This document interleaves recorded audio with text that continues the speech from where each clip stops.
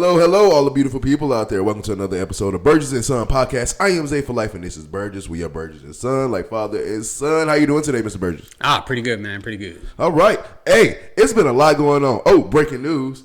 It was a toilet bowl today, and the toilet bowl was between the Cleveland Browns and the Tennessee Titans. And guess who came out with that victory? Nobody, because like that just hurts everybody's eyes, ears, everything. It's a total waste of space. Nobody cared about the game except Cleveland and Tennessee fans. And even as a Tennessee fan, I still was asleep during the game. But I woke up and I saw that we won, and I was like, what? So I had to represent today. And it was, apparently, I still got to go watch the highlights, but apparently, like 31-28. So it was a good game, apparently. The Shador versus Cam Ward fiasco, I bet that was cool. But we'll get into that a little bit later. What we're going to start with is with the chaos that we predicted was going to happen. We said we wanted these teams to win, these certain teams to win, so it could be chaos within the college football playoffs. And the bracket is set. We will go through that bracket, and we will go through the teams who made it in and the teams that didn't make it in. I guess I'll start with you. What's your thoughts about this bracket? I love it and hate it at the same time. Yeah, me too. First of all, I like the whole idea of the 12-team college playoffs because I like having so many significant games mean so much after the regular season is over. Yeah. So I love that. The selection process, I guess, leaves a little bit to be desired. One thing that I will say is that I do have an objection to some of the teams that actually made it and some of the teams that got left out. And we'll get into that later. But I do want to make this one point just about the college playoff and how they select it. Yeah. So what they're trying to be is fair with the way they set this up. So certain conference champions get in, and then, you have the 8 best teams after that. Yep. So with that being said, it's clearly set up where it's not a situation where they want the 12 best teams in there. No. It's not possible. Because the 12 best teams would be completely subjective. Yeah. It would be somebody basically ranking the teams from 1 through 12 and putting them in the playoff. Mm-hmm. Clearly, that doesn't happen because of the conference champions. Yeah. So it becomes the conference champions and then the 8 best teams after that. Mm-hmm. So if you compare it to the basketball, it's almost like they're trying to make it more like the basketball, where you have these automatic bids where certain Cinderella teams can get in, and maybe sometimes there's upsets and that type of thing, but basketball is kind of a different animal than football. I just feel like it's for basketball is a little bit different. Well, it's more teams. Yeah, and then it's, I guess, just the sport itself. Like you can literally, I guess you have a better chance of winning a game versus a stacked team in basketball because they can have an off night versus football is like they're just bigger and better than you, and possibly. And I would say yes, I'm with you on that one. So, in trying to be fair, they're actually being unfair. Yeah. Right? So, we all know this going in. So, really, what your goal should be, and it isn't necessarily the goal for every team, and of course, every team that makes it doesn't win their conference, but to really guarantee your spot, you really need to win your conference. Yes. So, that's not necessarily the focus of most teams. Mm-hmm. They just want to be in the 12. Yep. But really, the only way to guarantee that you're in the 12 is to win your conference, to the 4 major conferences, and then the group of 5, one of them is guaranteed to make it. First of all, win your games. Second of all, win your conference. Like win the games first of all, right? To get to the conference championship, and right. then you win. You win the conference and you get in. So, you're not going to get the 12 best teams. No. No one should expect that. And I think going into the season, everybody really knows that. And then when the team you're rooting for doesn't get in, and there's a team that your team would probably pummel, does get in, people get mad, people get upset and claim bias, and they paid this person and yada, yada, yada, yada. Yep. And that's not necessarily the case. Mm-hmm. So I'm going to start with Notre Dame. Okay. Who they finished the season 10-2. The 2 hardest games they played, they lost. Yes. They started the season 0-2. They won 10 in a row after that, to their credit. However, their schedule was not very good. It wasn't very challenging. Yeah. And again, I'm going to say it again. The two difficult teams that they had on their schedule, they lost to. Mm-hmm. Now, the Texas A&M game, that was actually a close game that they lost at the very end. The very end. They were at home for that game, and they lost. Yes. So I can understand their frustration with not getting into the college football playoff because they probably are one of the 12 best teams in the country. I'm not really going to dispute that. Yeah. But they're a victim of winning the conference. Group of 5 has to be included. So Tulane gets in. Do you think Notre Dame is better than Tulane? I think so. Okay, so do I. James Madison gets in. Do you think Notre Dame is better than James Madison? Now, yeah. So do I. But that's the system the way it is. Mm-hmm. So, you can't really necessarily blame the committee for that omission. Yeah. Because whatever team you are, if you didn't make it, there's something on your resume that prevented you from doing that. Yes. And so in Notre Dame's case, they didn't play a challenging enough schedule, and the two challenges they had, they lost. Yep. They lost to Miami. They lost to Texas A&M. End of story. Can't help it. So, I mean, there's plenty of other teams that could make an argument that they should have been in. Texas for one, Vanderbilt. There's other schools that could have made an argument that they should have been in the playoff. I was hurting for Vanderbilt, but I knew they wasn't going to get in. Right, and I mean, I'm a Texas fan, and I knew they weren't going to get in. And I'm not even complaining about it because, damn it, we lost to Florida. Like that's been the highlight of your year. That's our season kind of in a capsule. Like, we've had some really good moments, but our lowest low is keeping us out of the playoffs. And, I mean, that's the way the cookie crumbles. Yeah. So, I mean, we, Texas, have no one to blame but ourselves for not getting in. It's not biased by the committee or any of that kind of stuff. Mm-hmm. And Notre Dame should really look at it the same way. Yeah. I mean, really. But I do. Okay, so yes. It's not biased because really, if there are two teams that I would say that the committee would be biased in favor of, it would be Alabama and Notre Dame. And Georgia. They didn't have to be biased for Georgia. They didn't, but at the same time. But my point is, if Alabama and Notre Dame are kind of on the borderline, there's kind of an expectation that they would put them in the playoffs because those are popular brands that are going to put butts in seats, eyeballs on TVs. And that's what my problem is, as far as it's one thing to do something and say, hey, that's how the cookie crumbles. But it's another thing I want you to come out and tell me to my face that, like, we like Alabama. We want to see them in the playoffs. So whatever, it don't matter. They can lose 5 games. They're going to get to the playoffs. Tell us who I face in the beginning so we won't be pissed off. Because I will, as Notre Dame, if I'm Notre Dame, I'm pissed off. Now, I'm not pissed off as far as what they did of, like, we don't want to play. I'm not that pissed off. Now, that's just petty. But at the same time, I am pissed off because I'm looking at it as in, first of all, Alabama, that's literally my only problem I have, low-key. Well, it's a couple of problems I have with the ranking system and how they rank. But my main problem is with Alabama. Because I'm like, looking at their game yesterday, I was like, I thought if it was going to be a good game. Now, if they lost that game as a good game, I said they was going to get in. I knew they was going to get in. But the fact they got blown out like that, I was thinking like, okay, well, they probably just messed up their chances. Coming out with these rankings, and I'm looking at Alabama did not move. They was at 9. They was ranked number 9 going into the SEC championship game. They're ranked number 9 going to the college football playoffs. How does that work? Because I'm also looking. I'm not really a big conspiracy theorist, but I'm looking at it like this. How are they number 9 when they just lost like that? They should. If you're gonna put them in, you should have put them in at 11 or 12 or 10. But you know why they didn't do that? Because number 10, Miami plays Texas A&M. You don't want Alabama playing Texas A&M. They can lose the first round.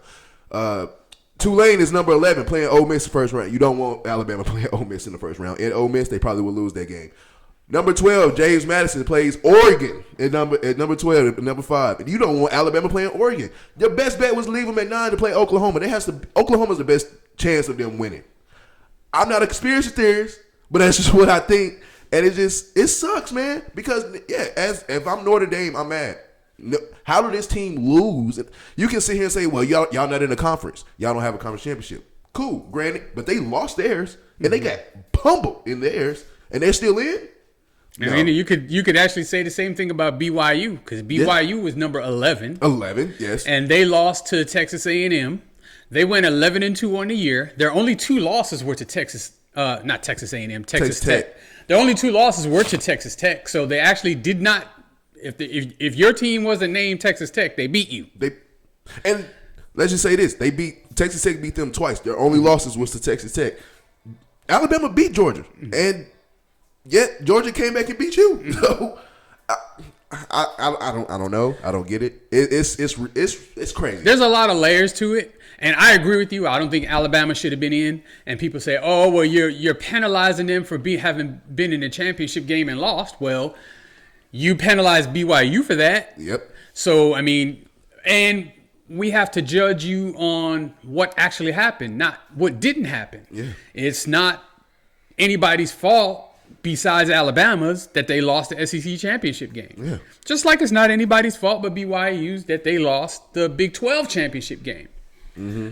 But if you're going to tell me that I'm supposed to think the same of Alabama after they got blown out that I did before that game, and that they just stay at the same ranking, that's asinine. Like, how can you come to that conclusion for Alabama, but not for BYU? And there's my issue right there, is that I think there is some implicit bias. Yeah.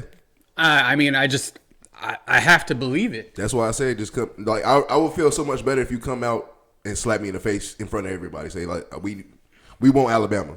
Just tell me, and it's okay. Well, you know they can't do that. I know, but I'd rather you do that. Well, I mean, they firsthand just saw what happened. They basically did. They basically did just tell you that. Oh God! By putting them in. So I mean, they're the only 3-loss team in the field. And, of course, that's what they were saying about Texas. Well, you lost 3 games. Mm-hmm. Oh, well, we understand Ohio State. We understand Georgia. But the Florida game, that's a bridge too far. Well, they lost to Oklahoma. They lost to Georgia here and in the SEC championship game. And then they lost to Florida State to open the season. That Florida State ended up being terrible. Terrible. So, I'm not sure how they're figuring it out, but like the only team that's actually in that I have an objection to is Alabama. Literally. Everybody else, I mean, Tulane, you won your conference. The rules say group of 5 or whatever. Same with James Madison. Okay, fine. They got to have spots. But you have to understand that this college playoff was not designed to get the 12 best teams in there. Yeah. So they're trying to be fair. They're trying to take bias out of it, but there's still going to be bias because there's teams that have to get selected. Yes. Because there's not going to be 12 conference champions. No. So I don't know. As far as Notre Dame being big babies about this, dude, withdrawing from all bowl consideration is a bitch move. Notre Dame. I'm speaking directly to Notre Dame University and whoever made the decisions that they didn't want to play in a postseason game because they didn't get picked for the playoffs. Dude, there's lots of teams that had arguments, maybe even better arguments than Notre Dame. Way better arguments. And I haven't heard one of those teams back out of a bowl game yet. And if they back out of a bowl game, that's a bitch move by them too. So, I mean, Notre Dame, this is one of the reasons why people hate Notre Dame. Mm-hmm. It's kind of a blue blood program. People have the impression that they believe that they're better than everybody else and that they can kind of do what they want, and the same rules that apply to everyone else don't apply to Notre Dame. Mm-hmm. So Notre Dame can kick and scream like a petulant child when they don't get their way, and every other team just has to stomach it and take it. Yeah. And I went to Catholic high school in New York City in the 80s, and a lot of my classmates were either Notre Dame fans themselves, that was their team, or they went to Notre Dame. Oh, wow. So I understand firsthand, in person, how Notre Dame fans think and act. And back in the 80s, Notre Dame, they were actually winning national championships at that time. They were top tier. Even better than they are now. So I know how these fans act. I know to a degree how they think. And it's a complete and total bitch move by Notre Dame. It kind of speaks to the entitlement that's associated with that program and that fan base, and it's disgusting to watch. Yeah. Actually, this is a I'm gonna take my ball and go home move. I mean, this is something an 8-year-old would do. I'm gonna take my ball and go home. It's nasty. But for sure, I don't like the way they just did that, because you kind of just gave up. Think about, and people don't really think about this a lot of times. Think about the seniors that are not going. They know they're not going to the league. This is going to be, they have a chance of going to the bowl game, playing their last game with their brothers, and you basically strip that away from them. Yep.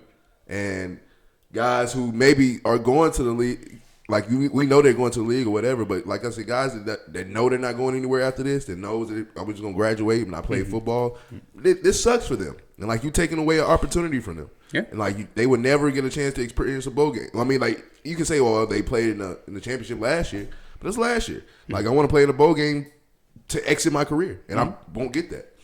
Yeah, I mean, and one last time to do something you love when you know it's ending, that's a special thing for almost anybody across any walk of life. Yeah. So, I mean, again, this is some petulant child bullshit by Notre Dame. And I don't know if there's anything that the NCAA can do. I mean, basically they're just saying don't consider us. Yeah.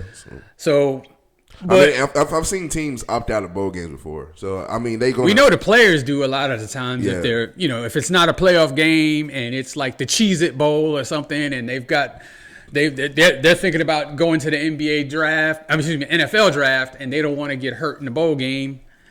Okay. And I understand that too. I just don't understand as an institution why you would do this, because it's you're not punishing the world because Notre Dame's not going to play in the Blue Bonnet Bowl. The Blue Bonnet. I'm just saying. You're punishing your own players, and then you're taking away opportunity. Of course, there's a lot of players that opt out of the game. That's true. But there's, freshmen and sophomores, young players that could get that experience on that big stage to help springboard them into next season. And you're basically, pitching a fit and screwing, you're hurting yourself. And you know what? That could, like, a lot of people don't think about that too. Like, even though you can say the Cheez-It Bowl, the Belk Bowl, whatever bowl it is, still a bowl game, and put you on that, into that spotlight, it might motivate that young freshman or somewhere like that. I want to be in a bigger bowl game. Like, this is nice. But yeah, Notre Dame, that's on them. If they wanted, they should have did what Georgia did some years ago. I don't know if you remember that. Georgia was like, it was when the playoffs was 4 teams, and Georgia had lost 2 already, 2 or 3, and then they lost another game in the conference championship. The committee tried to put them in the top 4, but they ended up ranking them number 5. But they was butthurt about it. But they still played the bowl game, and I think it was versus Texas, and Texas destroyed them. Like, they did not show up to that game. But you could have did that. Like, you could have just showed up to the bowl game like, we don't want to play because we just got cheated. We don't want to be here. But you could have did that at least. But another problem I had with the bracket, low key, was Texas A&M. How is Texas A&M number 7? They should be number 5. I think they're thinking about matchups. Like the first round matchups. Yeah. So as long as they keep them in the top 8, they get a home game. Yeah. So, they weren't going to strip them of a home game. But, I mean, again, there's so many SEC teams in there. Yep. What are there? There's 4 SEC teams in the at-large? 1, 2, 3, 4, yeah. Yeah, so you want to try to avoid them all playing each other. They did get Alabama playing Oklahoma.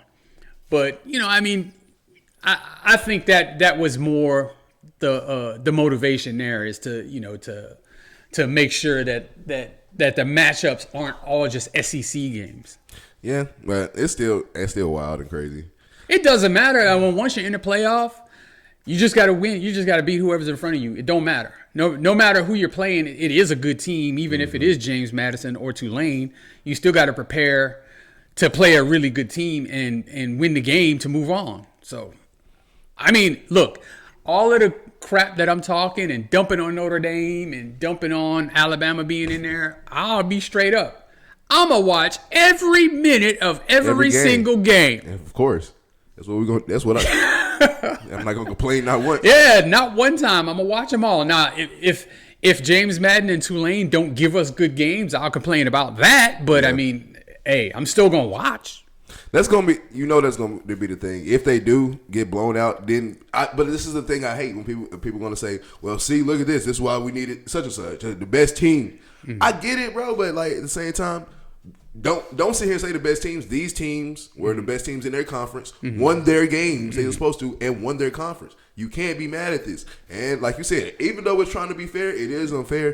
But that's the fair thing. Yeah. And like you put these teams on It's notice. fairly unfair because before the season starts what you got to do. You got to win. So I mean, you can't just put 12 SEC teams in the freaking playoffs. No.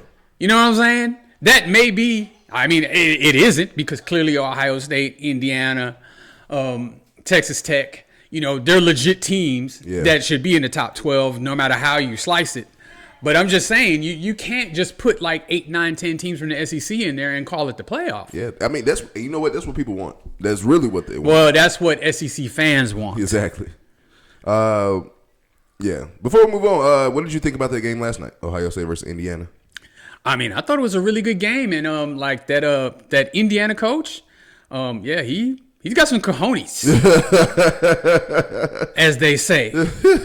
I mean, towards the end of the game, when it was looking like they would win, but like to really seal it, they needed a first down, and I think it was like 3rd and 6, and you're just thinking, maybe they just run and hope they get 6 yards, and then if they don't, just let the clock run down and punt it. But like he aired it out, and they threw like a 35-yard pass on that play. Like that's low percentage. He was going for the jugular. I gotta give it to him, man. I mean, hey, Ohio State, and of course, this is another case where people are gonna try to belittle a team by saying, oh, Ohio State knew they were going to be in the playoff. Oh, they knew they were going to get a bye anyway. It didn't matter about this game, yada, yada, yada, yada, yada. Look, the game was played, and they lost the game. They did not play well enough to win the game. They made mistakes that cost them the game. Yes. So, I don't buy this, it didn't matter to them. A Big Ten championship don't matter to them? Exactly. I was like, if that's their attitude, then they don't deserve to even really be in the playoff. Hey, look, Ohio State already won their national championship. They beat Michigan. Shout out Rodney. Shout out Rodney. As I was sitting on the couch with him last night at your house watching that game, and I straight up asked him, I was like, would you rather win the national title but in the same season lose to Michigan, or would you rather beat Michigan and then lose in the playoffs? And that son of a bitch said that he would rather beat Michigan. He said that straight to my face. With open eyes. He didn't even think about it. Dude, that's Ohio State fans, man. I'm like, that blows my mind. I'm like, dude, a natty? A natty. Shit, forget that natty. What about Michigan, man? That's immortality, dude. That's like your team is forever etched in history as a champion, and you worried about a regular season game in Ann Arbor? Yep. Okay. That's how the chips fall. Yeah, it's going to be, I'm not going to lie, I think it's going to be a great playoffs. Yeah, I'm looking forward to it. I think the bowl games are going to be announced next week for all the rest of them. So we'll definitely take a live look in that. We'll call the games for the playoffs. It's going to happen in 2 weeks, actually. And, we're looking to those. But it's been a crazy wild season, low-key. Yeah. And a crazy wild ending. I can't believe it's over already, dude. I feel like yesterday the season just started. Damn. Now we're about to go into playoffs from college. Sure, they've played the whole season already? You blink and it's gone. Man. I feel like January 2025 just started. We're about to be in 2026 in a minute. Oh. All right. On to basketball, on to the NBA. It's been a streak within the NBA that one man, LeBron James, has been having ever since 2006, 7. LeBron James has been scoring at least minimum 10 points, 10 plus points per game for 1,297 games. Straight games, at least 10 points. That streak ended a couple of days ago. I'm not a LeBron fan, especially being a Celtics fan. Oh my God, I can't stand this man. But at the same time, as a basketball lover, love basketball, love the game, love the history of the game, I was kind of shocked that he went that long doing this streak. I ain't gonna lie to you. Now a lot of people think, oh, it's just 10 points. A lot of people can't score 10 points consistently. You see some guys average maybe 7 points for their whole career. So averaging 10 or at least getting 10 double-digit points basically for a lot of games I thought that was a cool accomplishment. Hate that it ended. He was close to doing it for 1,300, so I kind of hate that it 3 games shy. But I still think that was kind of cool. What was your take on that record? First of all, it's an extraordinary accomplishment. Dude. I mean, you think about that. Think about what 1,300 games is. Yes. So if you played 82 games a season for 10 seasons, that's 820 games. Damn. He went another almost 500, well, more than 500. Yep. Almost 600 games. So he went almost like another 6-7 years scoring at least 10 points in every single solitary game. Do you know how unlikely that is? Do you know how you can get hurt in the first quarter and not play the rest of the game and only have 4 points? Yeah. Never happened to this man. I mean, it's ridiculous. Yeah. And you know who's second on that list? I do. Who's? It's Michael Jordan. Oh, okay. I'm not surprised.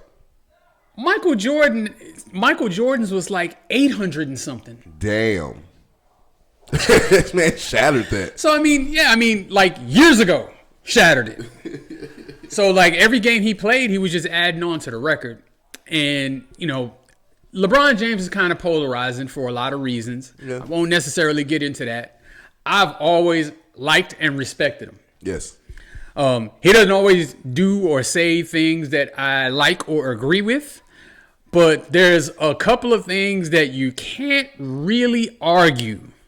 One, he is clearly one of the greatest players that's ever played the game. Mm-hmm. He's in that room. One of his biggest attributes has been his ability to maintain longevity. Yeah. A lot of players don't. I mean, again, this man is in his 22nd, 23rd year, whatever it is. 23rd year. And he's 41 years old. And still, playing in the NBA. And if you look at him, I mean, dude. He look like he can play like 4 more He don't years. look like he's ever put down a weight in his life. Like he's just on the bench, just steadily doing curls and stuff. Like that guy does 1,000 push-ups before he goes to bed every night or something. Look, I'm 30 years old, and if I go play a pickup game right now, I'm about to cough up a lung. This Dude, man, I couldn't play a half-court game right now. Not even a half-court game. But for him to be that good, this as great as he is, and has been for as long as he has got to be one of those things that should be studied, because nobody else has ever been able to come close to it in any other sport. And people complain, "Oh, longevity! It's a longevity record. It's a longevity record." That's a good thing. Dude, you know how long? That's a good thing. People wish they can play as long as like LeBron's doing, but they just can't. Their body can't do it. Their mind can't do it. And this man is doing it, beating all odds, man. Yeah, I mean, I think,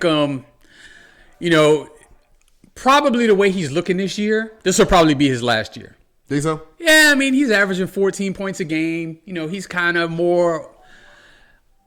he's not as aggressive as he has been in the past. Even in that game where he didn't get the 10, He could have. He could have. He had the ball at the top of the key where he could have drove to the basket to, try to score 2 points, which would have gave him 10, or, got fouled and made the 2 free throws to win the game. Or you just miss and you go to overtime. Yeah. You're going to do it in overtime. Right. There was a bunch of, but he made the correct basketball play. He kicked it to his teammate in the corner who hit a 3 to win the game.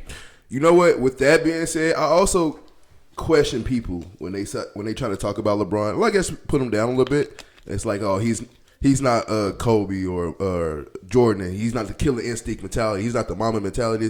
He always pass and he doesn't score. And I sit there and I look at it, I said, so if he is not a killer instinct scorer and you just think he's a passer and this and that, he's not a scorer like Kobe or like MJ or was, how is it that this man leads all-time record for the most selfish stat in points? If he's not a killer mentality, Mamba mentality, but how is he leading all time in points? But and then here goes back to the argument. Well, longevity. I don't want to hear that. Well, I mean, you also got to recognize he's averaged 27 points a game for his whole career. I mean, it's not like he's some guy that's averaged 15 points a game and played for 30 years. Like, he's been dominating. He's been an all-NBA player for how many years in a row? And look at this. What we just talked about, this streak. How many? 1,200 games, 1,300 games of like 10 plus points. That adds up. Yeah. Like, dude. So I say that, like I said, me being a Celtics fan, and I mean he's even on the Lakers. Can't stand the Lakers either. But it's like I ain't gonna say I just try to root against him because he's going against my teams. But man, anytime he is winning, I'm like, shit, I'm proud of you. I'm happy for him, man. Pretty stand-up guy. Yeah. I've never heard any scandals of his. Me neither. Never, with his wife, his kids, even his mom. Like, I never really heard. Well, there was a scandal with his mom. Yeah. Hey, but it's low-key trying to protect your mom. Hey, sit your ass down. Before they trying to get you out here. But no, man, I never really heard a serious scandal. Never get in trouble. He's never like really. And then his kids follow suit. Mm-hmm. Kids is well mannered. They not in the news for anything, and it's kind of cool. So I give the man his flowers all the time. Yeah, I mean LeBron James is the personification of you can't please everybody. Yeah, like sure. No matter what you do, if you can do it 100% right and not cause any harm to anybody anywhere, and it doesn't matter. Somebody's gonna have something to say. Somebody's gonna behave. So, and I mean, it has in the past. It appears like it hasn't gotten to him. I think he's made comments lately that kind of let us all know that it kind of has. But I mean, he is a human being. Yeah. You kind of want to protect yourself on some level. I mean, you can't respond to everybody, but you can't always just take it either. Yeah. I'll say this though, for sure. LeBron James, definitely, we already know Hall of Famer. First ballot at that. Do you think it's going to be a continuous argument to the end of time? Jordan versus LeBron, who's number one? But do you have have that argument, not with yourself, but like coming to the thing, and do you go back and forth on it, or do you like just put a stamp on it that it's Jordan? Well, I put a stamp on it that it's Kareem Abdul-Jabbar, and I put a stamp on it that Michael Jordan is second. Second, okay. And that LeBron is third. But I mean, I'm not gonna take anything away from LeBron just because I think that Michael Jordan is a better player than he was. Yeah, I say it all the time. I can't put LeBron over Jordan right now until he retires. Once LeBron officially retires, then I can have my piece of saying LeBron is better than Jordan. But he's still playing, so he still accolades. If you ask me who the nicer human being is, I'm going to say LeBron James. I mean, I ain't heard no stories about LeBron James punching teammates and stuff like that. So, I mean, but that's not necessarily what we're discussing. So, but, if you're talking about, just a player and that's it, what happened on the court, I can't ignore what Michael Jordan did, even though it was a smaller sample size. You know what? The person I compare to Michael Jordan the most is Draymond Green. You know why? Punching teammates, played with Steve Kerr. We're number 23. Oh, Lord. At least got 3 champions. You better not put Michael Jordan and Draymond Green in the same sentence ever again in your life, boy. Oh, my God. All right. Sunday, fun day. We are on Sunday, a day after the conference championship games. So some good games last night, some good games going on today. Earlier in the beginning of the show, told you we had the toilet bowl. Titans won. All right. Happy about that. Seahawks dominated the Falcons today. 37. What happened to the Falcons? Surprise. The Falcons just, man, at this point, start over again. Because, my God. Move to a new city, change the name from Falcons, just do it over. The Jaguars take the lead in the AFC South by beating the Colts today. And it was a nice win, 36-19. Daniel Jones got hurt in that game. Did he? Yeah, he. I think he was already playing with an injury, and then he injured the other leg. I think it's an Achilles. Oh, no. So, yeah, that's his season right there. No. Mm-hmm. Oh, no. That sucks, bro. I hate it for them. And they're going to Riley Leonard. They're not even going to Anthony Richardson. Is Anthony Richardson in the backup? Wow. Okay. I know you don't want to hear this, but I heard your team took a tumble today. Yeah. And Jaden got hurt again in that game. Yeah, I saw that. Dude, yeah, that was bad. Sit him down. Come on, you guys. After this loss, you might as well. Hey, we might as well before this. A good game between the Bengals and Bills. Oh man, that was awesome. In the snow, Bills took that was game. Awesome. Bengals defense, you showed your ass again. I think the Bengals are low key done. They was kind of done before. They had a chance, but you have to win every game, and now you got 9 losses. It's kind of gonna be impossible. Yeah, and of course you're losing to teams that you kind of have to pass. Yes. So yeah, I think it's over for them. Yeah, I mean, probably, but them games with the Bengals in them, they fun to watch. They are, because Burrow plus Chase plus Higgins is must see TV. They're and team. That game, even though I will admit, just because I was tired, I did sleep through the second half, but I regret it because every time I woke up and looked at the screen, something wild happened, and I was like, "What? What?" So Josh Allen, that's a bad boy. Yeah. And that game aesthetically that's what you want. Yeah. You know, when you want like 2 good teams playing each other at the highest level in the snow. Mm-hmm. Man, that was cool as hell, man. That was some real football. Yeah, I love that. Another divisional game. Saints actually beat the Buccaneers today. I saw that. That was crazy. That's nasty. Oh, dude. I think they still lead that division because that division is like probably the worst one in football right now. I think they're tied with Carolina because I think they both have the same. Yeah. I think they have the same record. You're right. Another divisional game: Steelers versus Ravens. Ravens, they threw that game away again. That's what they do. And the Steelers are now leading that division again, and so they're on top of that. Right now, the Dolphins also got another dub. Dolphins are on the win streak right now. Okay. So, let's see what happens between them and right now. I mean, it was the Jets, but okay. Hey. Win is a win. Win is a win. Win is a win. And how many weeks ago were we talking about probably Mike McDaniels getting fired? Like, I think he's probably going to keep his job now. Yeah. Right now, that's going on. Broncos are beating the Raiders 21-7 in about to be in the fourth quarter. Rams are beating the Cardinals 24-10 right now. And the game we was watching before we started, Packers are beating the Bears 14-3, and that's in the third quarter. Okay. Tonight, Sunday night, we have the Texans versus the Chiefs. Guess where the game is at? It's got to be in Kansas City because that's the only place the Chiefs will ever play. Because they don't schedule road games for the Chiefs ever. At all, man. So, Texans versus Chiefs tonight, Sunday night. Should be a good game. It's a must-win for both teams.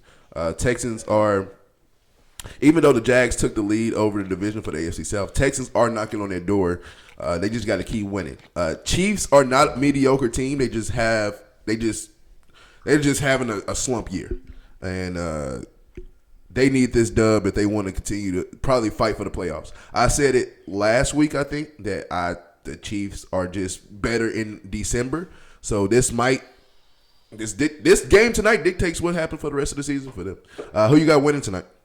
Well, before I go into that prediction, I'm going to quote the great Bill Parcells, who said, "You are what your record says you are." The Chiefs are 6-6. Yeah. That is the definition of mediocrity.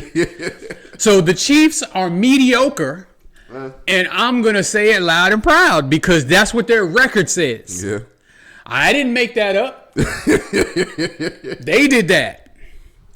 So, their past, leads you to believe that they're just going to come back and win all the rest of their games, and we're going to, forget even bringing this up. Yeah.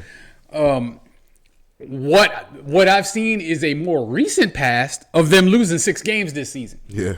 And not being able to close games out and losing close games.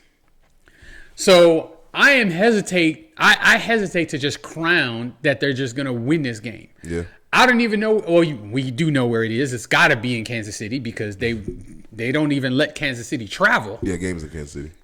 And I still think they're going to lose to the Texans. Damn, for real? I do. Got Texans winning.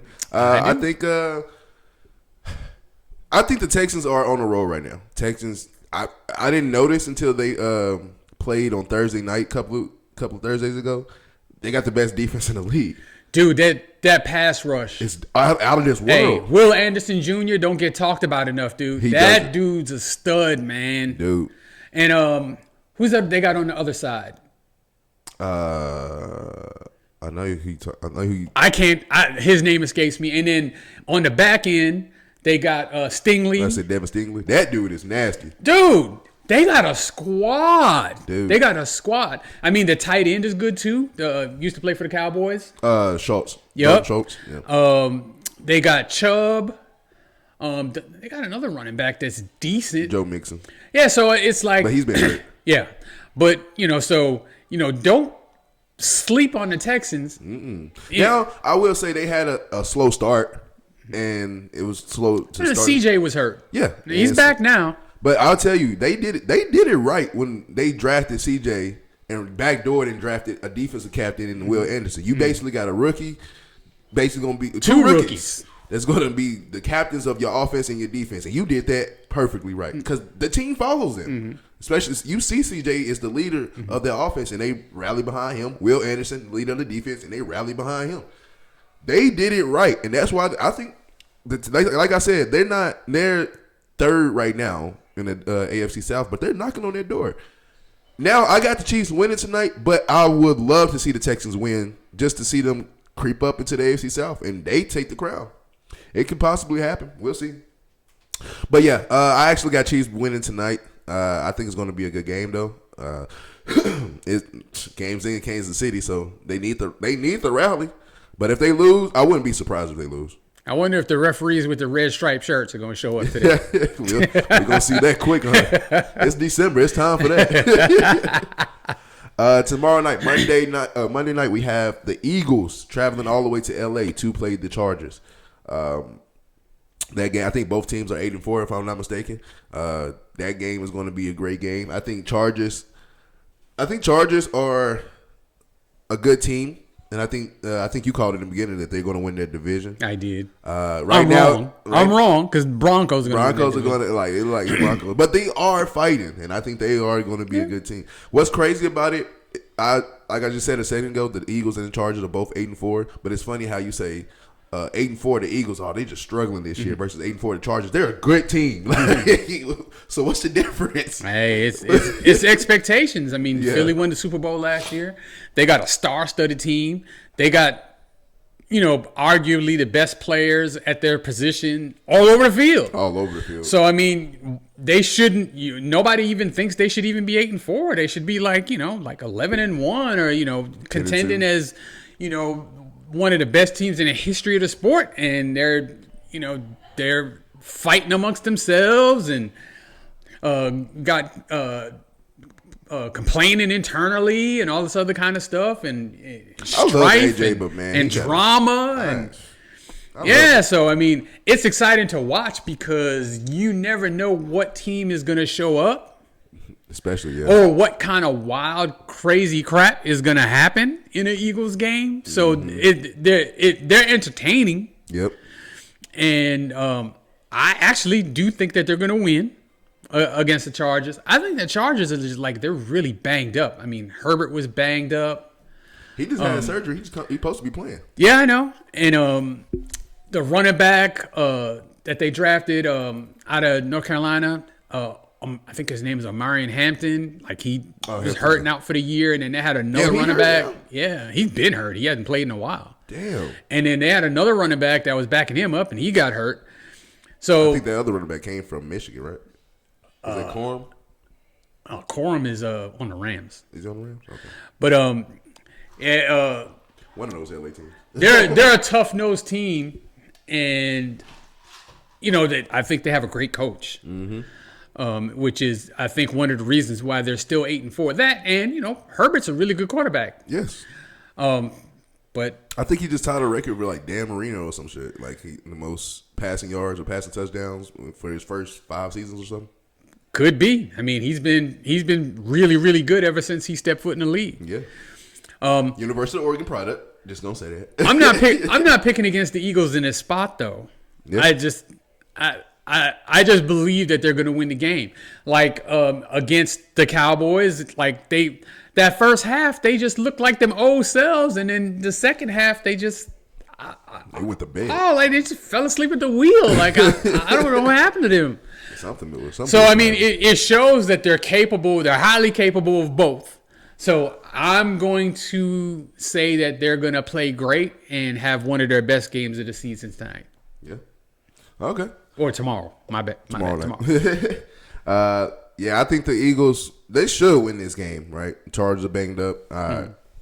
You would think the Eagles, but LA being at home. That ain't no home field advantage. It's not home field advantage, but it's still, you at home. I bet you there's going to be more Eagles fans in that building than there are Chargers fans. I promise you. If it was the Cowboys, I would say yeah. No, dude. You don't understand LA. Yeah. And they just moved there. I mean, still. Okay. Well, I mean, still what? Moved from San Diego. Watch the game and listen when the Eagles do something good versus when the Chargers do something good, and tell me who's louder. I still got Chargers winning this game, even though the Eagles the Eagles should win this game. Let me say that. Uh-huh. But I'm going to go against the grain. I think Chargers going to win this game. And then for the upcoming Thursday night, we got the Falcons traveling to Tampa Bay to play Buccaneers. It's going to be a divisional game starting on Thursday night, 7:15 start time. That is going to be a game that really I don't want to watch, but I'm going to watch it anyway. Who we got in that game? That's a clown show. Bucks.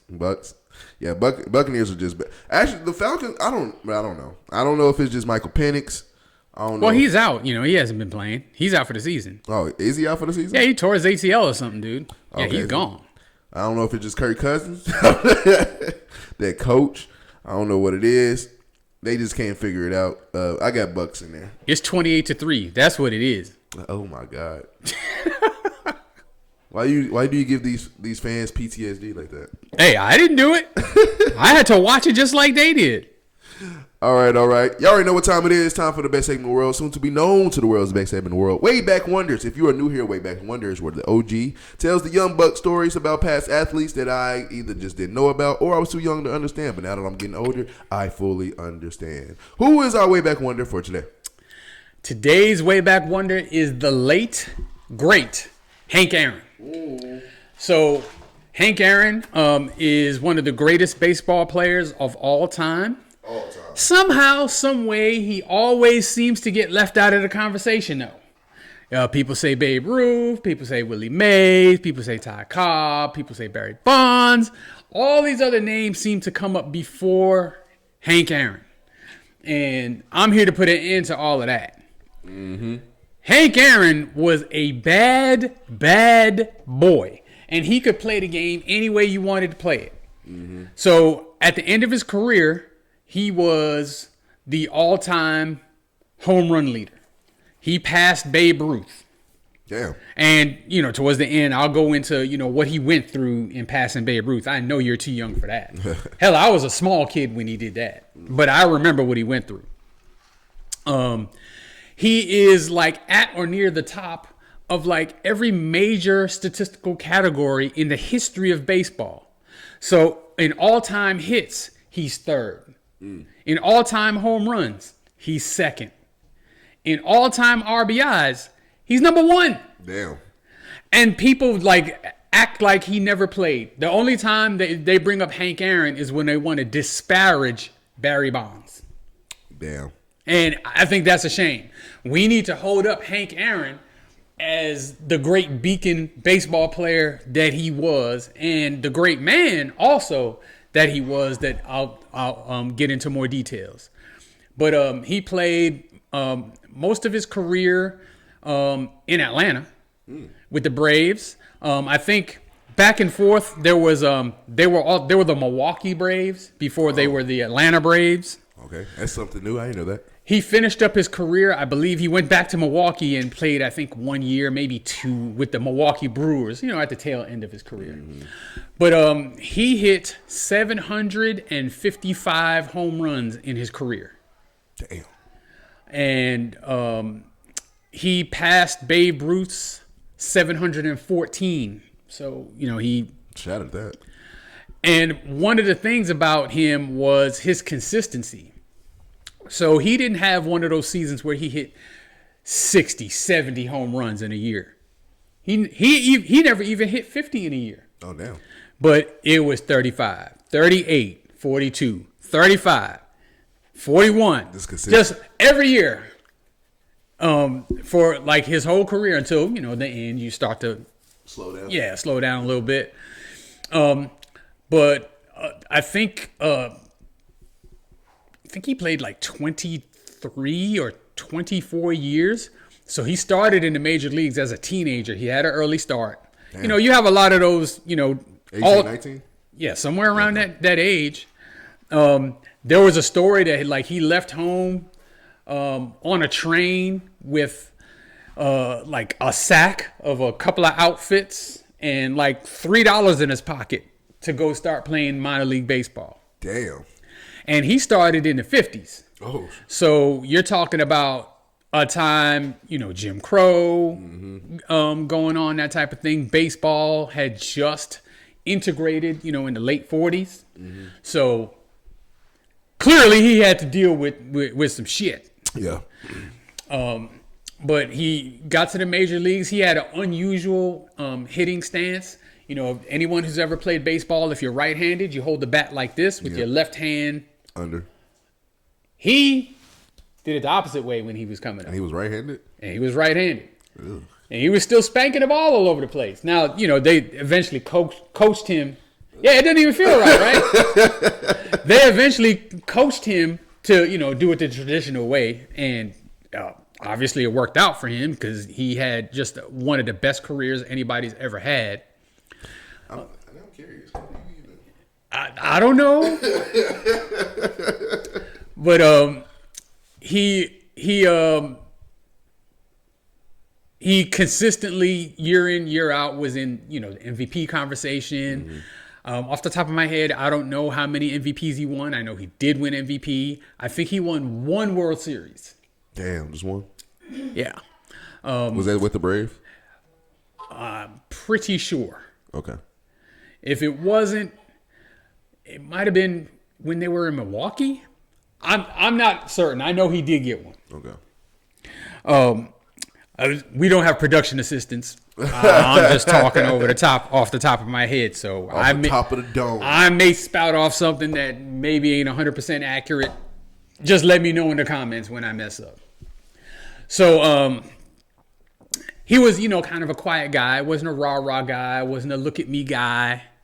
It's probably one of the reasons why he succeeded, because coming into the game at the time he did, you couldn't be boisterous and over the top and black, and play in the South. Mm-hmm. So, he kind of had to have that demeanor, and, that was kind of his natural personality anyway. So it wasn't, something that he had to really change or adopt.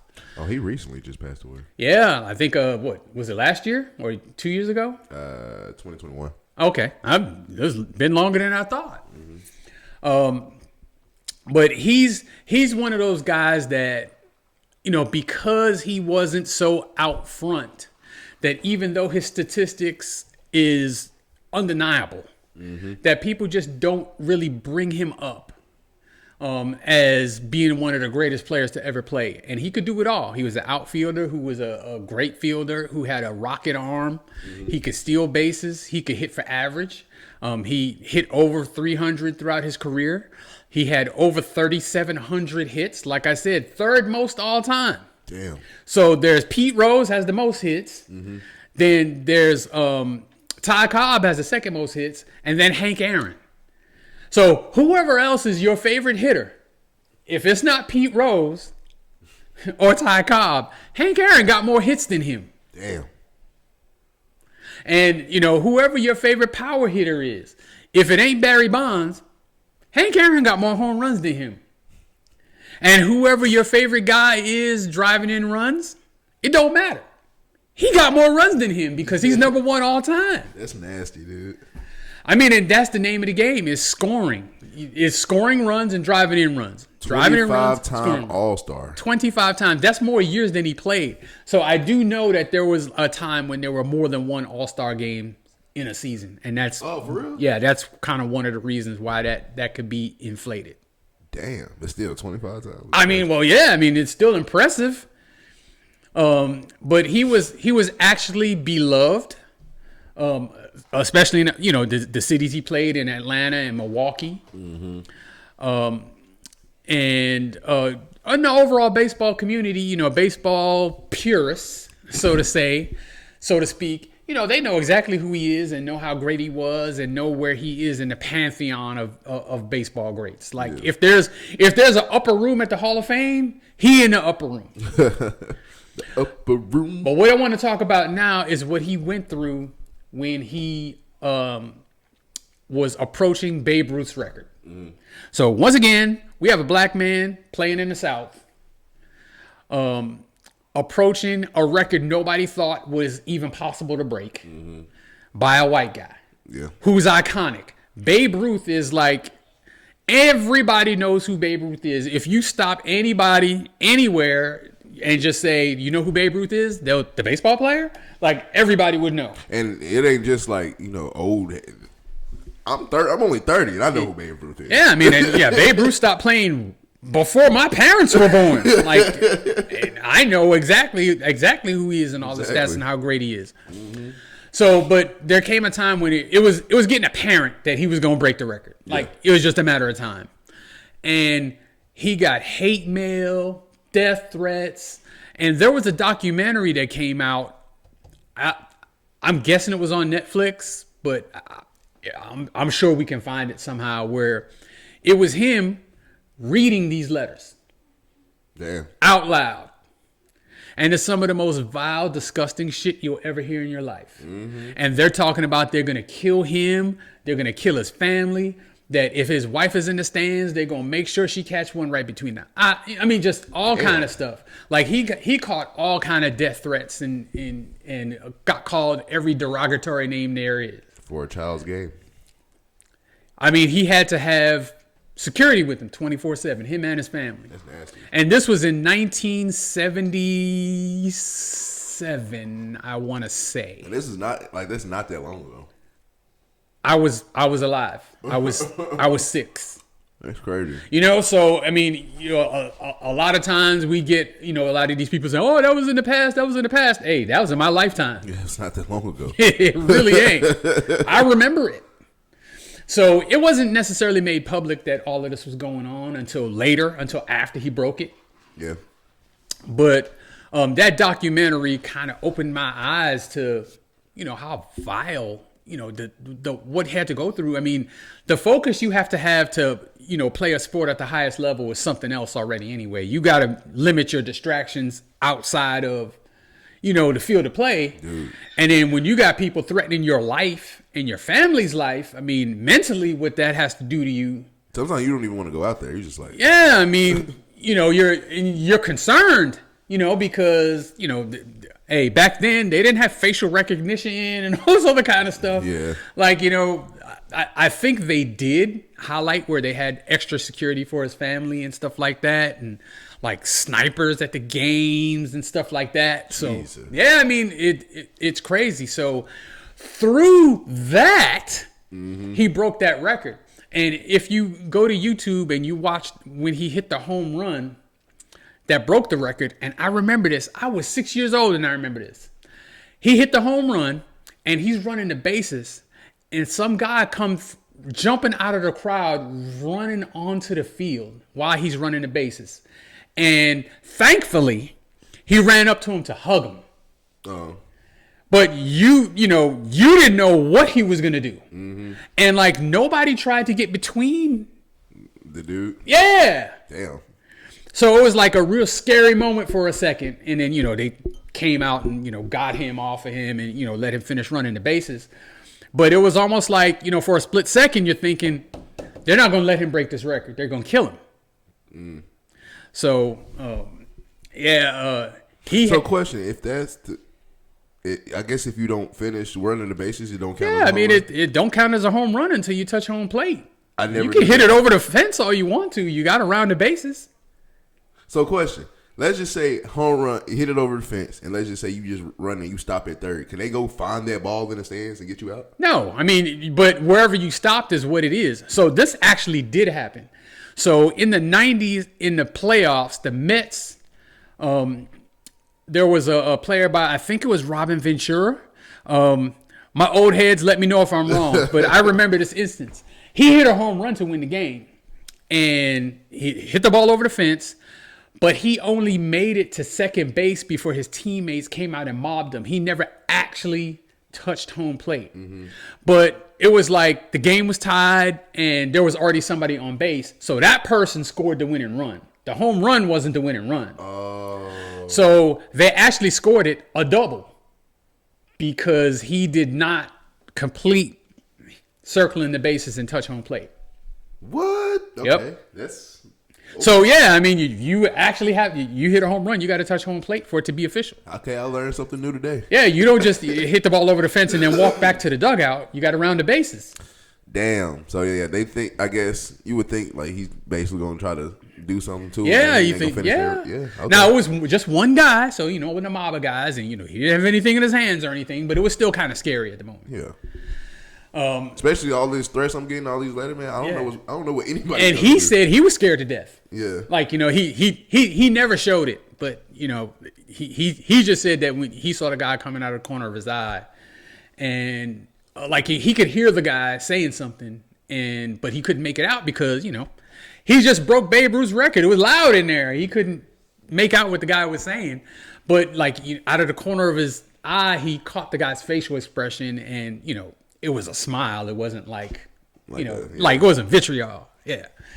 So he eventually, of course, rounded the plate. He played, I think, 2 more years after that.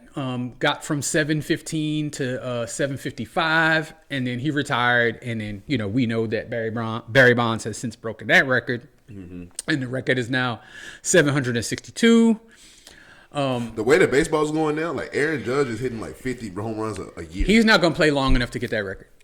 I'm just saying, period. Like the way that the game has transpired, like you're gonna see somebody break that record at one point. I don't think it's gonna be Aaron Judge. It's gonna be really hard because if you think about it, 750 home runs.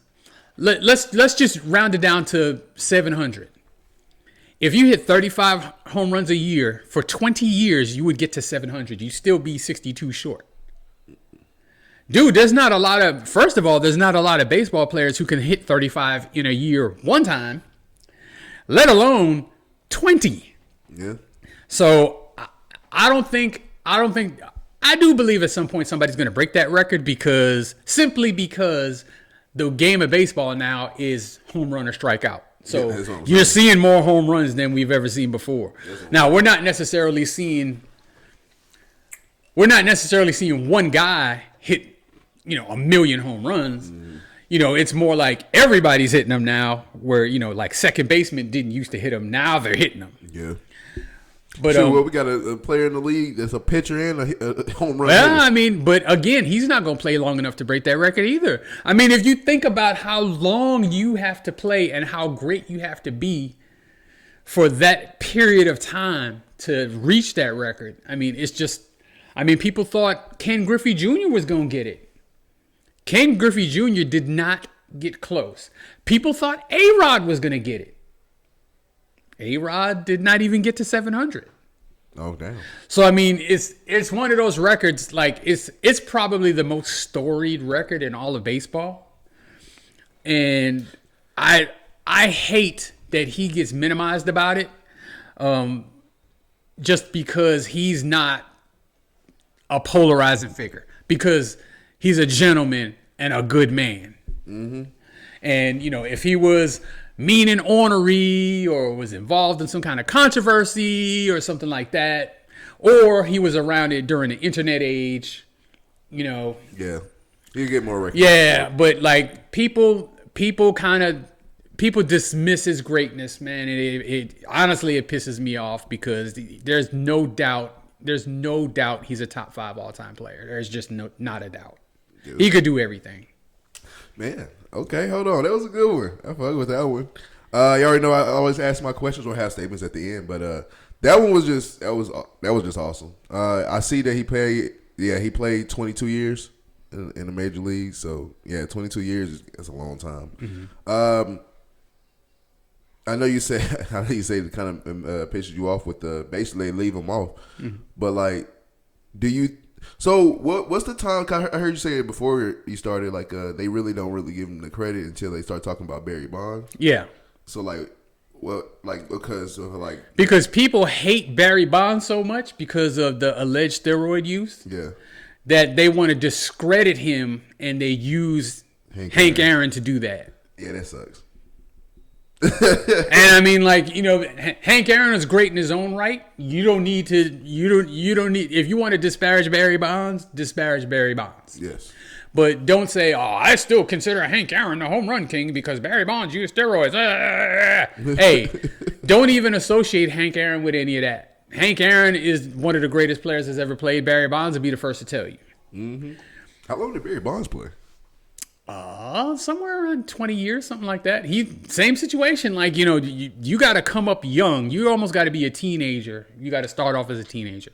And then but of course, to be honest about Barry Bonds, I believe he probably did do steroids, definitely more likely than not.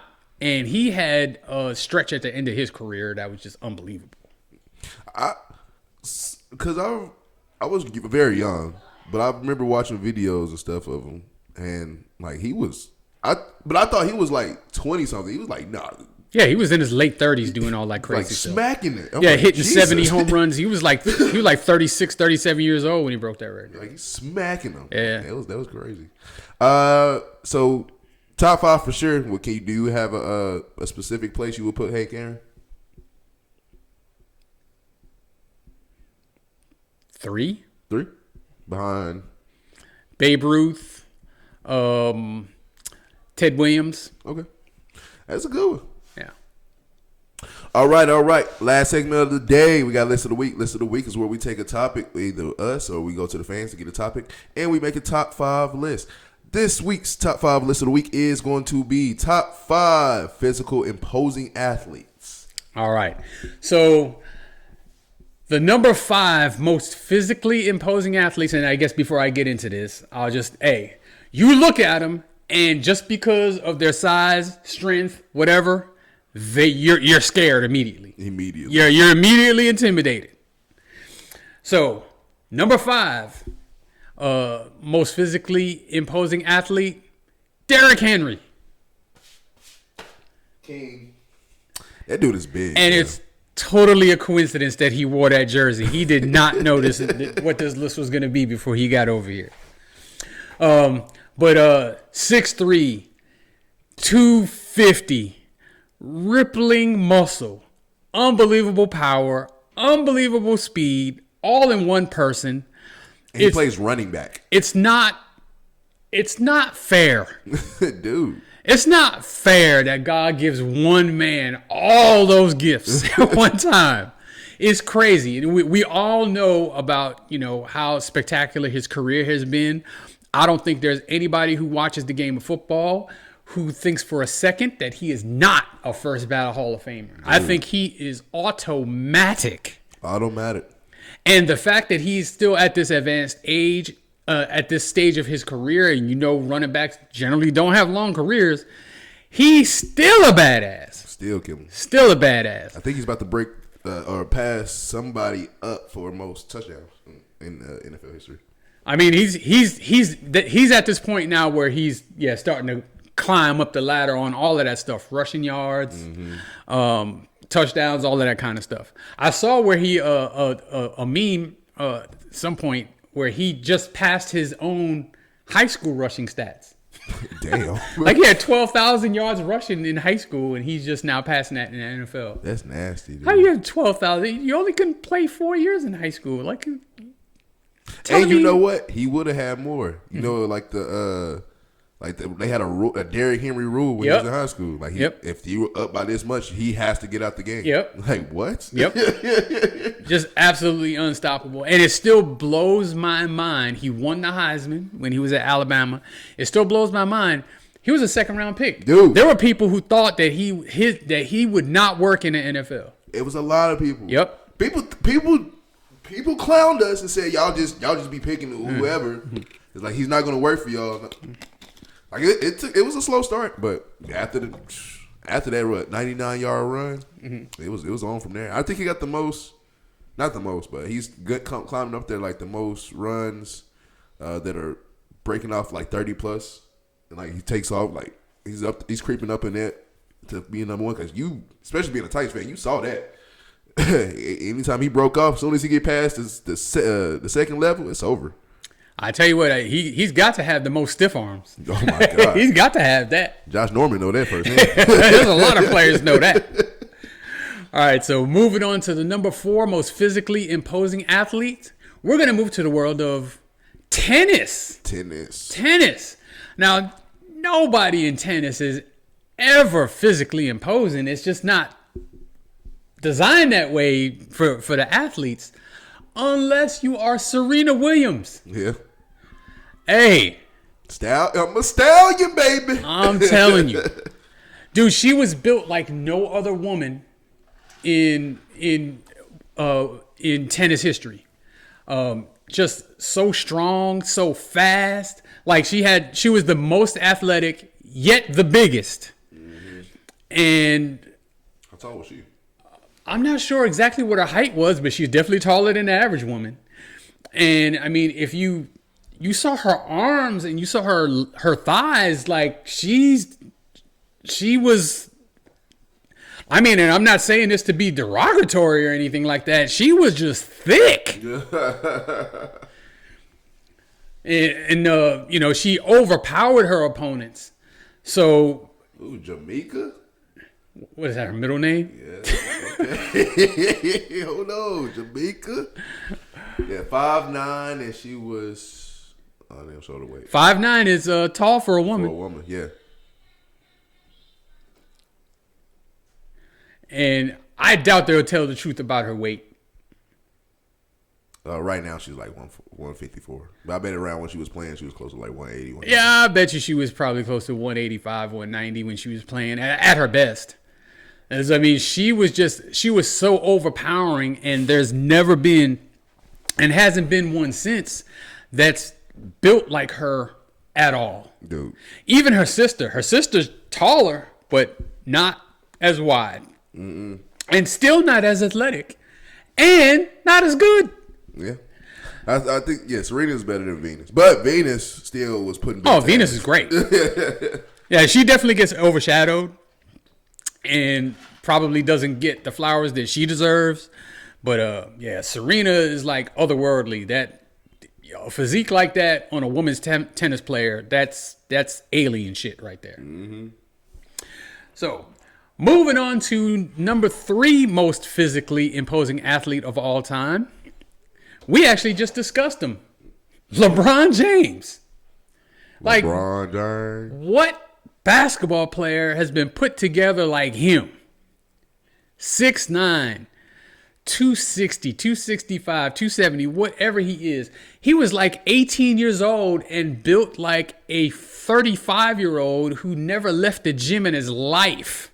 And it's funny, I look at old videos of LeBron in high school. I'm just like, damn, he was skinny. He still was skinny. That's what I'm saying. And he wasn't small then either. Exactly. I mean, that's what they were saying about him when he was coming out, and it's, kind of part of the reason why there were such high expectations for him when he was coming out of high school is just because, he had a man body, but he didn't yet have his man body. Normally, you come out, you're 18 years old, you're probably, the thinnest you're probably going to be as a professional athlete, and he was still a huge dude. And over the course of his career, he has just gotten bigger and bigger and bigger and bigger. And still to this day, he's 40 or 41. And I mean, the dude looks like he could compete in Mr. Olympia. I mean, I don't know what you do if you're just a normal center or forward and you're standing in the lane and LeBron James is running at you full speed. Full speed. I'll be like, damn. Not only is he 260 pounds, but he was athletic as hell. He could jump out of the gym. You're not stopping that. Dude, he jumped over a dude. He straight up jumped over a dude. I remember that. Somebody on the Bulls. I remember that. I remember the Bulls. I was like, Jesus.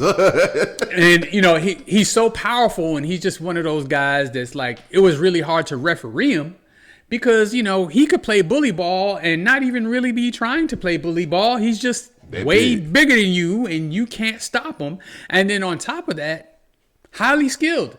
Ridiculous ball handler, great passer, decent shooter. And towards the end of his career, better. He became a better shooter. But which is crazy. A really good leader and floor general. I mean, he just kind of was the total package, but it kind of started with that, this guy, is he for real? I bet I can only imagine somebody who never watches sports sees him and probably be like, oh man, you play football or something? No, I play basketball. Which he did. He played football in high school, and he was an all-state performer. Yep. His football team won a state championship with him as a wide receiver, and he set all kinds of records. So he could have went that route. That's crazy. Yeah. All right. The number 2 most physically imposing athlete is probably one of the greatest athletes that's ever lived, and that's Bo Jackson. Bo Jackson. You don't know Bo? This guy, 6'3", 240 of solid muscle. Dude, that dude is solid. And this is something a lot of people don't know.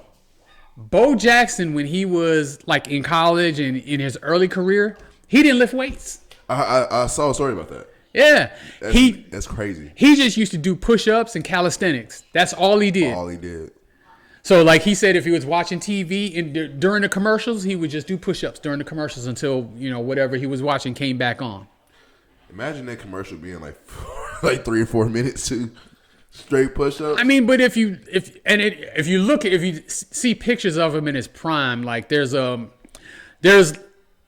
famous picture of him when he was a Nike athlete, and he's posing with football pads on, and he's got a baseball bat, and he doesn't have a shirt on, and you're just looking at him, and you're just like, how does he get like that and don't lift weights? I mean, if you look at him, his arms, his thighs, just a huge dude. Big ass. The last thing, if you're a football player, the last thing you want to do is tackle this man or be in his way at all. At all. And he proved it because he continuously ran over the best of them. I would hate to be a safety, and then you see Derrick Henry or Bo Jackson come in, you just oh my God. No. And let's not forget how fast he was too, because he was probably the fastest player on his team. One of the fastest in the league. There was one touchdown run he ran, I think it was against the Broncos. And he started up the middle, he broke through the line, and then he cuts to the outside, and he runs up the left sideline. And of course, on the sideline is a bunch of players and coaches and stuff like that. And he's running full speed. and the sideline is a blur. Like the camera's moving so fast. Like, I mean, I don't know if it wasn't because it wasn't in 4K or whatever. Yeah. But I'm just saying, like the sideline was an absolute blur, and he is just blowing by everybody. Like the safety had an angle. No, he didn't. I mean, he's one of the most special athletes, aside from just being physically imposing. And as fans, man, we were robbed when he got hurt in that playoff game against Cincinnati and messed up his hip. Dude. Because, I mean, that guy was poised to do some truly, truly incredible stuff. And he had already done a bunch of incredible stuff. We missed out on a lot when he got hurt. I think one of my favorite plays I saw was actually when he was playing baseball and like he got the ball from the outfield and then threw it directly at home. Yeah, from the warning track. And the guy he threw out was a guy named Harold Reynolds. Harold Reynolds was a stolen base champion. Like speed. He's fast. And he was running with the pitch. So when the pitcher had the ball and was about to throw it to home plate, he was on first base. He had already started running. Damn. And Bo Jackson still threw him out. Damn. I mean, that's one of the most amazing plays you'll ever see. And I would have loved to have seen that live and in person. Like, that's one of those types of plays where you have to kind of, like, I know that me watching it, just the highlights, doesn't do that highlight. Doesn't do it justice. You have to see that. Because I know that in person, I bet that was just like, what? Like, what? Did anybody else just see this? Crazy. So, the number one most imposing athlete of all time has got to be the biggest one. The biggest. The largest. And that is Shaquille O'Neal. Shaq attack. Now, in college, that dude was just at LSU. He was just so big. Like, dude. Shaq been big his whole life.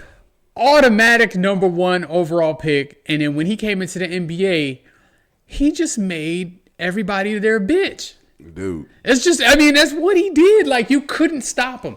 If he had the ball on the block and he was wanting to get into the middle or to the key or to the rim, one person is not going to do it. Two people are probably not going to be able to do it. You got 5 people on him. He still dunking. How many rims did he yank down out the sky? Because of Shaq, they had to redo the technology for the rims. Like, literally, dude. And for the whole goal, remember he dunked one time and the goal fell. And they used to constantly lie about his weight. So, he's 7'1" or 7'2", and then they would say like 275 pounds or 280 pounds. That dude was every bit of 320. And that was when he was in shape. Now, towards the end of his career, like when he started getting out of shape, like, by the time he got to the Celtics at the end, man, you can't tell me that dude didn't weigh 400 pounds. Dude was big, just sitting there. And they lied about his weight all the way up until he retired. Now, I say for one thing, I used to kind of look at it too. I'm a footwork guy, but Shaq had nice footwork for his size. He was a magnificent athlete. Dude, for his size, and he was out there. If you try to take away this, first of all, you can't take away anything from me. I can go whatever I want to do. But if you're going to be right there, I just spin like this or I do this, and I'm going to dunk on your ass. And, where we were talking about earlier how LeBron was hard to referee because he was so big, like that, it didn't even look like he was trying to bully, and, people were just bouncing off him. People used to bounce off Shaq like, he would just move people out of the way like they wasn't even there to begin with. Mm-hmm. I mean, it was embarrassing. The Chris Dudley dunk, do you remember that one? Was that the one when he dunked on him and pushed him? Yes.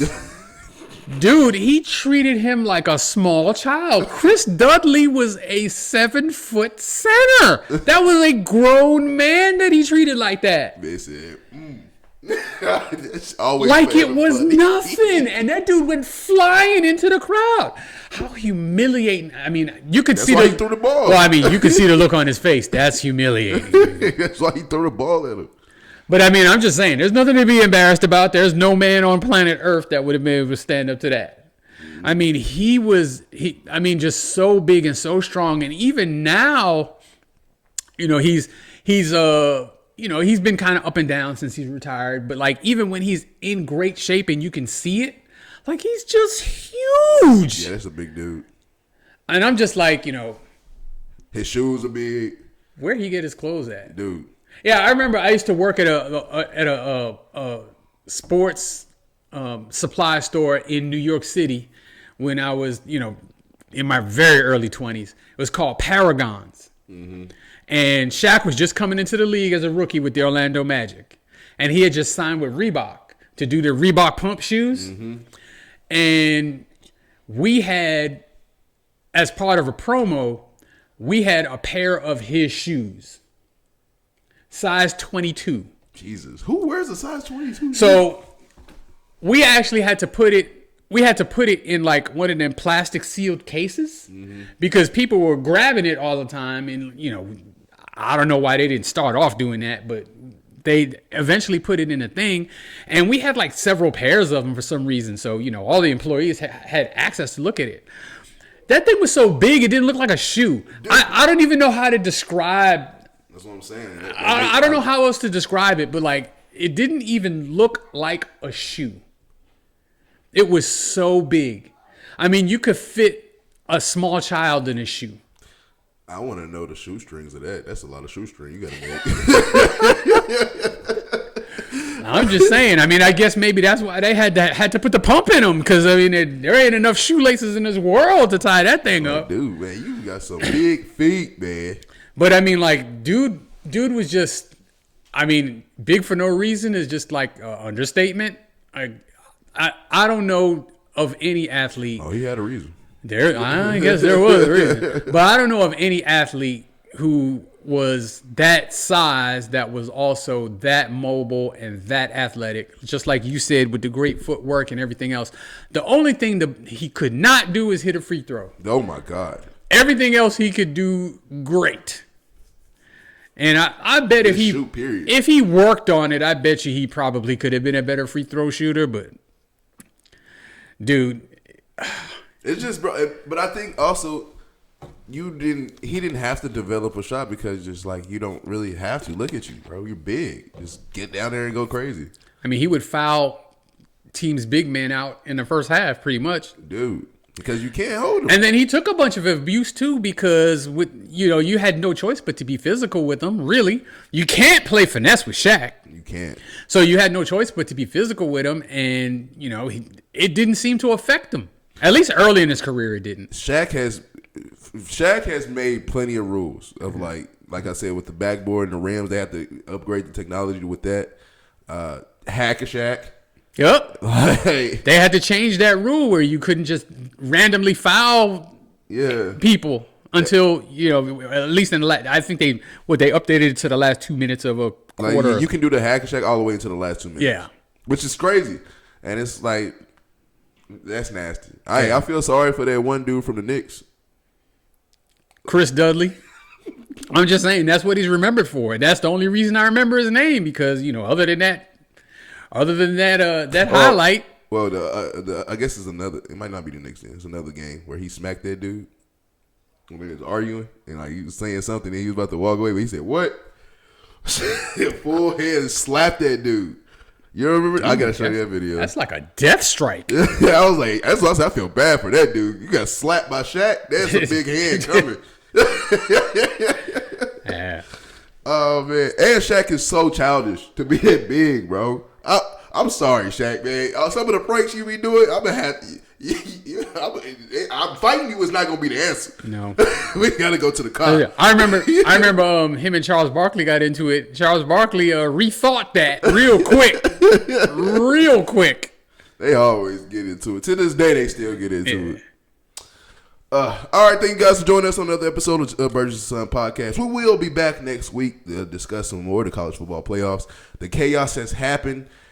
It's going to be a crazy week as we go. But yeah, until next time. Today, since the Ravens. Since the Ravens lost today, it brings their record down to 6-7. All right, I'm Zay for life, and we are all out. Till next time.